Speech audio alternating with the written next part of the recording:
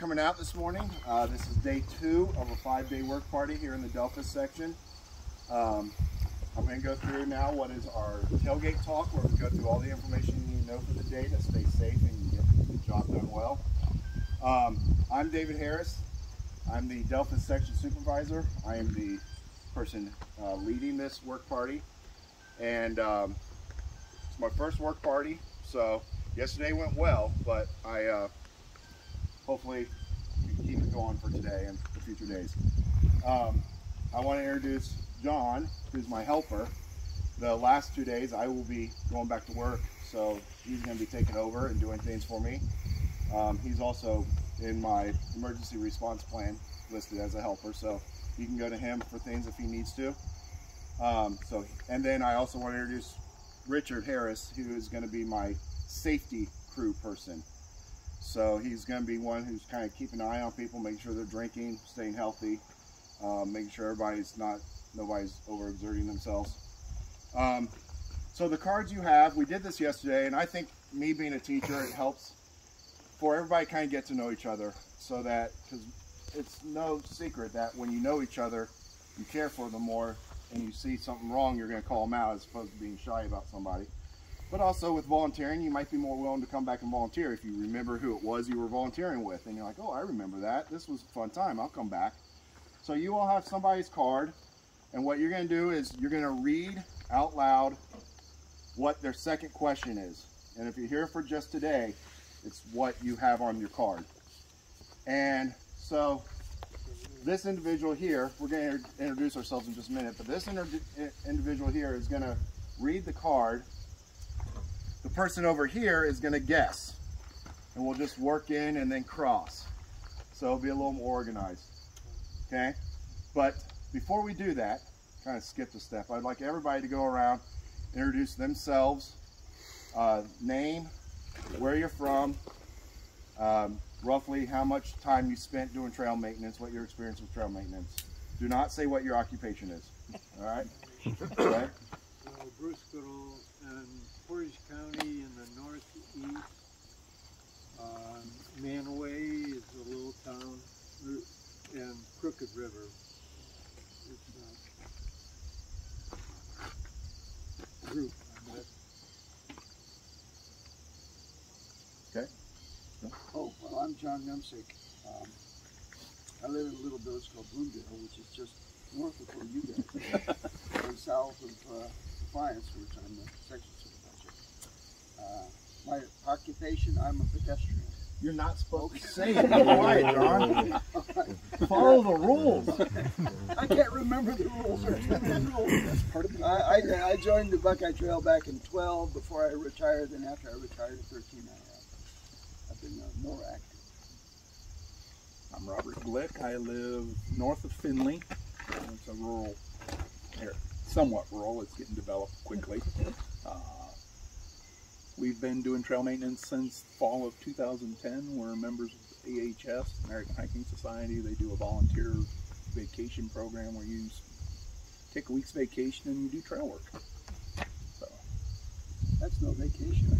Oh, it is, because I get to see a lot of places I wouldn't see otherwise, and it's a lot cheaper doing it that way. Yeah. Sweat equity pays.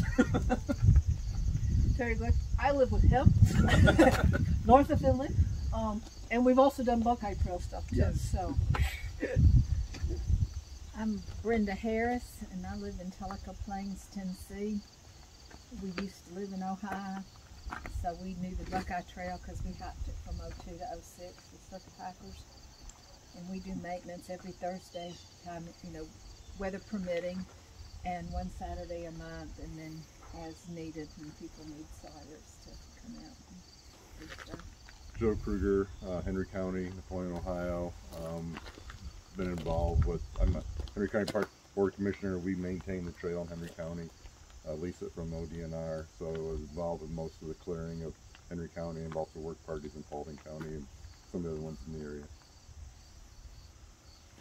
Dale Wackel, Shelby County, Sydney, Ohio.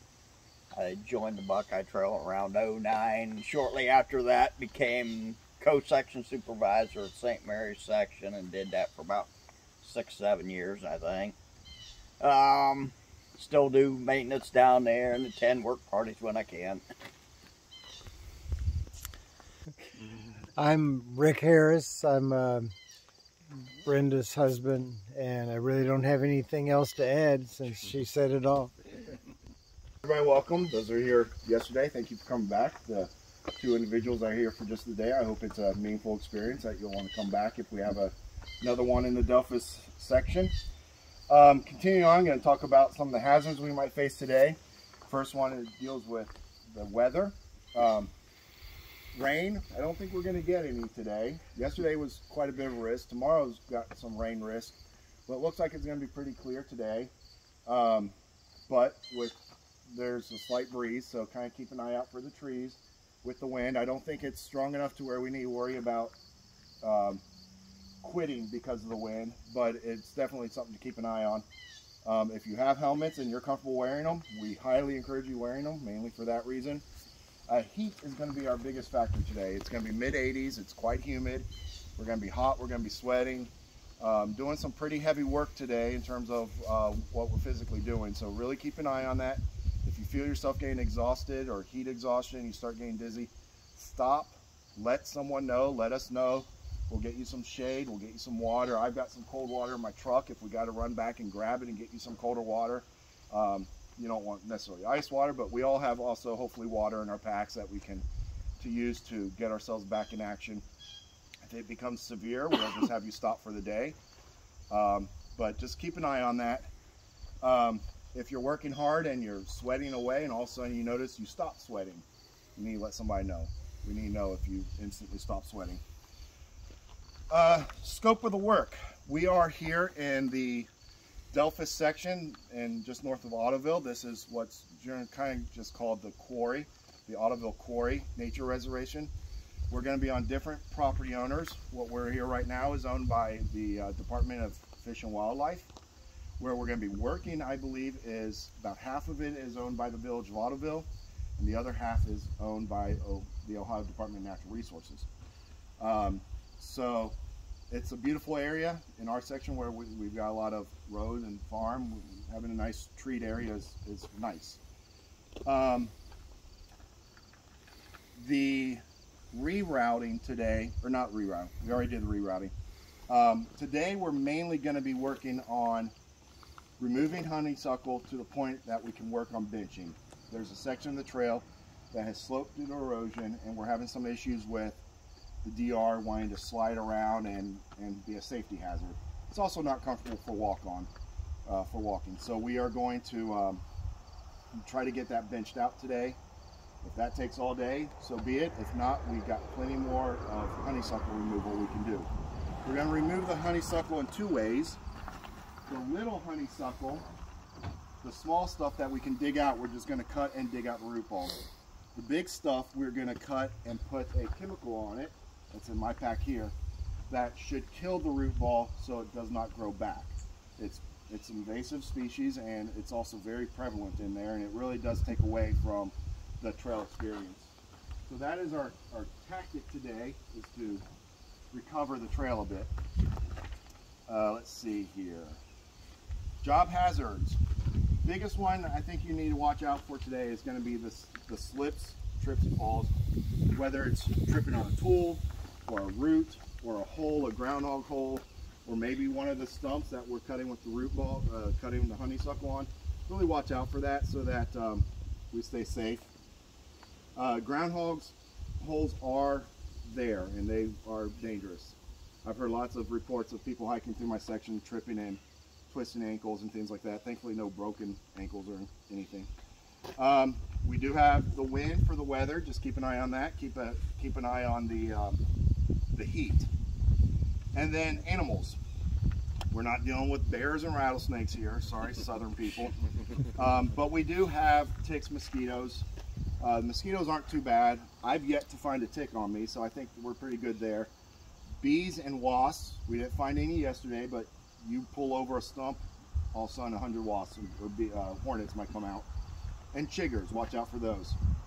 I didn't mention yesterday, but there is a lot of deer back in the woods, and I'll be walking through there, and a buck will jump out like 20 feet away from me and scare the crap out of me. And if that happens when you've got a tool, which probably won't happen, but if it does, just be aware that there are a lot of deer in there. They're protected, so they tend to hide in there. Our job hazard analysis, we need to work smart. We need to make sure we're using proper skills with the tools, with watching our body, making sure we're doing what we need to. For the tools, what I'll mention is it's important for you to know where the sharp end, the dangerous part. What are the dangerous parts?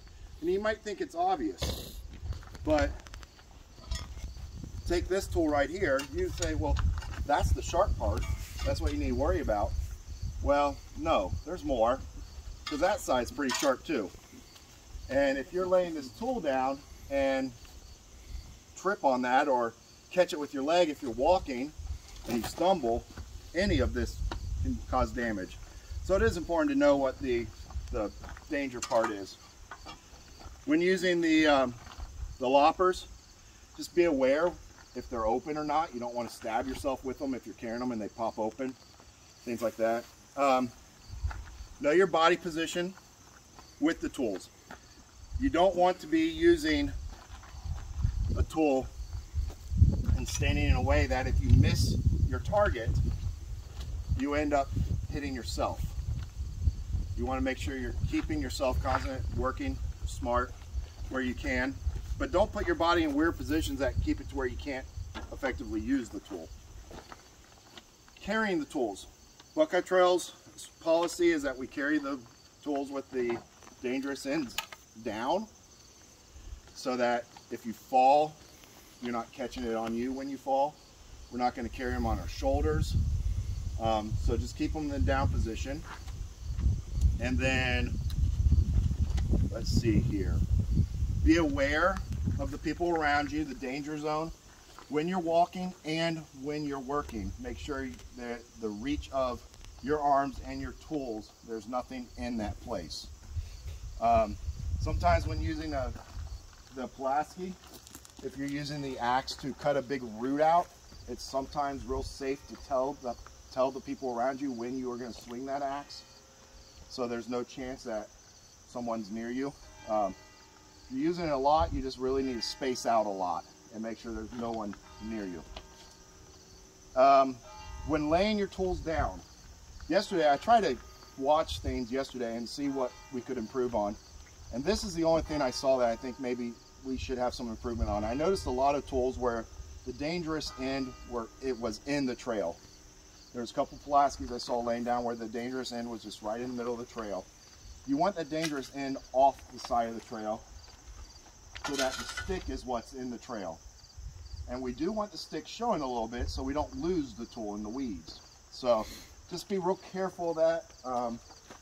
We were great spacing out. We were great doing our work. I just noticed when we were getting up and leaving tools behind, sometimes they were just right in the trail. So be aware of that. Proper footwear. Everybody's got nice sturdy boots on. That's needed for today because we're using a lot of these tools, and also we're going to be on uneven ground. Gloves. You're going to need gloves. You need safety glasses. If you have a helmet, I would suggest wearing it. There are branches that can fall. You hit that honeysuckle, some of the top branches might come down on you. I encourage you to wear it. I have 2 helmets. If you don't have one but want one, I can provide you one. I have gloves. I've also got extra safety glasses. If you need those, just let me know and we'll get you set up. Let's see, health issues. If you have any health issue that I need to know about, you're diabetic, if you have an EpiPen, we need to know that sort of stuff so that we can keep a special attention on you. If we notice you're starting to lag with your energy, you need to get some sugar in you. If you get stung by a bee and you're highly allergic, we need to know that get that EpiPen in you. Let's see, I've got 2 first aid kits with me. One will stay in my backpack always, and the other one is in this black box in the back of my truck. So if we get separated and something happens and you need a first aid kit, come to me. I've got materials. It's in that as well if we're separate too much, and that's the quickest one. We can get it there. And so It's fully stocked. They're brand new. They've got band-aids, baggages, tapes, all the typical stuff you need. And then we do have some CPR first aid certified individuals here. I want to point those out. Brenda Harris, Richard Harris are both CPR first aid certified. John, are you? I am. You are? Is there anybody else who is? Certified or just a physician? Well, I've done ACLS. ACLS requires BLS, which is So you are. life support. So I'm still ACLS So you've been through certified. Red Cross training or just a physician? No. But yeah, I still have an ACLS certification. Yeah. We've had the training, but we're not We're not current. certified. Yeah. yet. We're not current. Okay, so I mean we've got the right safety people here. We're probably overstocked with that. Emergency response plan. I've got that. It is located in my bin here, and it will stay there for the most part. But things I do want to point out is our closest emergency room, full-fledged emergency room, is going to be Lima, Ohio, which isn't too far away. We have cell phone signal through the whole way, so we don't need to worry about having to travel somewhere to get cell phone signal. If it's a life-threatening injury, something that we need to get, maybe life flight or just call them, get them quick, we'll call 911, get them there. If it's not life-threatening, let's say you sprain your ankle, or you get a cut that we can put some pressure on and you're not going to be bleeding out on me or anything like that, we'll go to either the emergency room if we've got to, or treat it here if it's not that bad. If it's something that is needing treatment, stitches or something, but doesn't require emergency room, there are urgent cares. There's an urgent care in Delphos, which is just straight down 66, and then there's several urgent cares in Lima. But I think everything's going to go smoothly there. Let's see, in there does have like our GPS coordinates. It's got all the information, so if something major happens and we do have to tell the police or the 911 operators where we are, it's all there. We've got it all taken care of. Tools, I want to describe a couple of tools that we're going to be using today. For the first half of the day, we're going to be mainly removing honeysuckle. And so for cutting out the roots, the Pulaski has been the favorite tool, because you can get down there, you can get into that dirt and pull them out. You can use the other end to actually use some leverage and pull that root ball out. It was very effective with the smaller roots. We're going to be using chainsaws to cut out the bigger stuff. If you want to cut it out with hand saws, you can. I've got one in my pack, other people do as well. And then, so these are our main tools for what we're going to be using with the honeysuckle. It might be convenient later. Oh, with the honeysuckle, we're going to have loppers. I've got 3 right here. If you got your own, bring them as well, to cut back the small stuff as we need it, so we can get to where we can rip out the root balls. Those are our main tools. If we need to, we can always use a shovel to get further down. Now later on today, when we're doing the benching, we're going to need again probably the Pulaskis and the Maddoxes to really get down and move that dirt. I have a nice tool here that I found to be real effective myself to really pull that dirt away. So this is my favorite tool for it. I only have one of these though, so whatever. Now, and then when you get that dirt, it's nice to have someone who is digging, and then someone somewhat nearby who can take a fire rake, a McLeod, or just a garden rake to move that dirt forward. What we're taking is we're taking the dirt from the high end and we're moving it down to the low end to create a level area. There are a couple spots where we will be taking dirt from somewhere else. We've got a wheelbarrow, I've got a bucket, we're going to be shoveling dirt, moving it to roots to create a high spot, basically create a bridge over these roots, because we can't bench around these big roots and kill the trees, or just can't get to the roots. Something else we're going to attempt to do today is get our stump grinder started up and get that out there at the work site, because there's 5 stumps that are right in the middle of the trail. We're going to try to grind those up. So that's a pretty heavy duty thing in terms of trail equipment, so that could be a dangerous situation. We'll have to make sure we're separated away from that when we're using it, because it's going to throw stuff all over the place. Yeah. let's see. Oops, on to my next page. That means I'm almost done. I hope. Yeah, right. Break times. We're starting a little earlier today, but I think we'll still take a break around 10:30. We're gonna have lunch at noon, break around 1:30, and then work after that and see how far we go. Yesterday we made it to about 3 o'clock, so we were kind of pittering out. Could be the same today because it's not easy work. It's not just pushing the machine. And then also I want to remind you, you guys are volunteers. You can work as much or as little as you want. If you get tired, stop. If you need a break, you'll see me because I'm fat. I do this for like 2 minutes and I have to stop. If you get to a point where you're like, I just got to leave, something came up, just let us know so we know. Restrooms, I want to mention this. There's a restroom, there's a restroom, there's a restroom. Find a tree.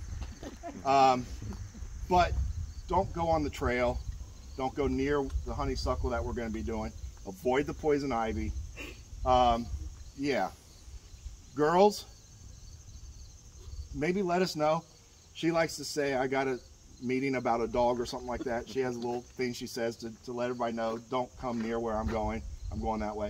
If you got to go number 2, I would suggest just letting me know and coming back to your car, driving to the gas station. Those are open. Those are open, Those great. are open. Perfect. So I would, and ladies, if you'd prefer to do that for number 1, go ahead. Use the restrooms. It's convenient. We do not have restrooms back there, obviously, unless you count the trees, which I do. The world's a restroom. That's right. That's right. Take your time. If you work too fast with some of these tools, you will get tired quick. Take your time. Take a couple swings. Take a break. Know your body. I definitely know my body. I know after a few swings, I got to rest.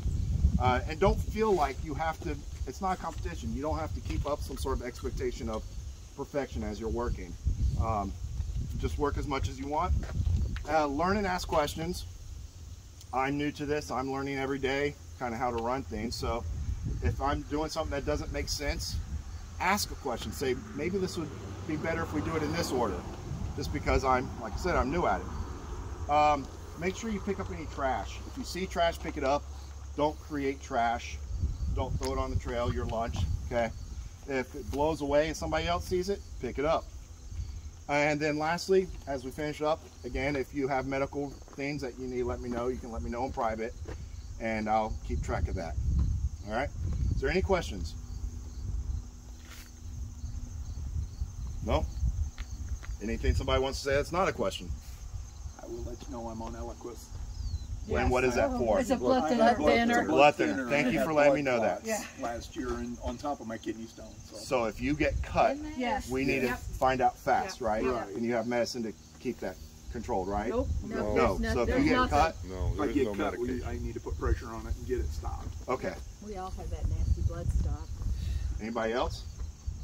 Anything? That's just one of many prescriptions I'm on. That's the main one. But that's the one you need to know about. All right. I'm terminally cynical. Yes, I know that. But thank you for letting everybody else know. I'm elderly. All right. And I'm fat. There we go. Okay. The tailgate talk is done. We'll wrap it up and we'll start grabbing some stuff and getting out to the work area. We got a short walk, maybe a quarter-mile walk. I'm going to walk around and get your cards. Yep, I don't want them to lose those. I'm not fat, I'm under tall. Yeah. All right. Thank you, guys.